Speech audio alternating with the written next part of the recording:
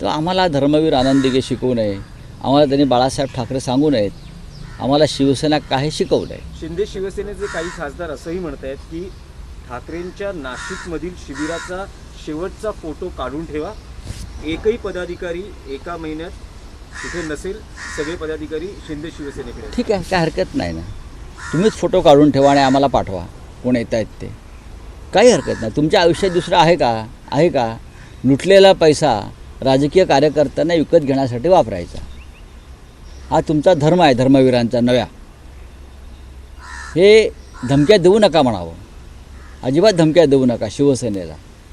तुमचं हेच धोरण आहे, धमक्या देणं. म्हणजे एकेकाळी अंडरवर्ल्डचे लोक अशा प्रकारे काम करायचे, धमक्या द्यायचे, माणसं मारायचे, माणसांचं अपहरण करायचे. त्याच पद्धतीने हे टोळ्या चालवत आहेत. कारण शेवटी ज्या पक्षाचे प्रमुख अमित शहा आहेत ते दुसरं काय करणार? तेच करणार ना. पक्ष फोडणार, घरं फोडणार, दुकानं फोडणार. त्यांनी गुजरातमध्ये जे चालवलेलं आहे तोच पॅटर्न महाराष्ट्रात अमित शहा आणि त्यांचे पक्ष चालवत आहेत. अमित शहा त्यांच्या पक्षाचं पावित्र्य जपत आहेत, पण जे पक्ष आहेत या एकनाथ शिंदे, काय एसएनसी वगैरे, अजित पवार, ते त्यांची पूर्ण वाट लावणार.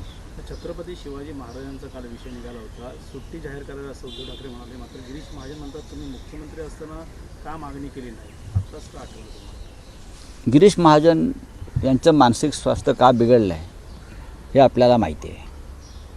ते अनेक खटलेबाजीमध्ये अडकून पडलेले आहेत.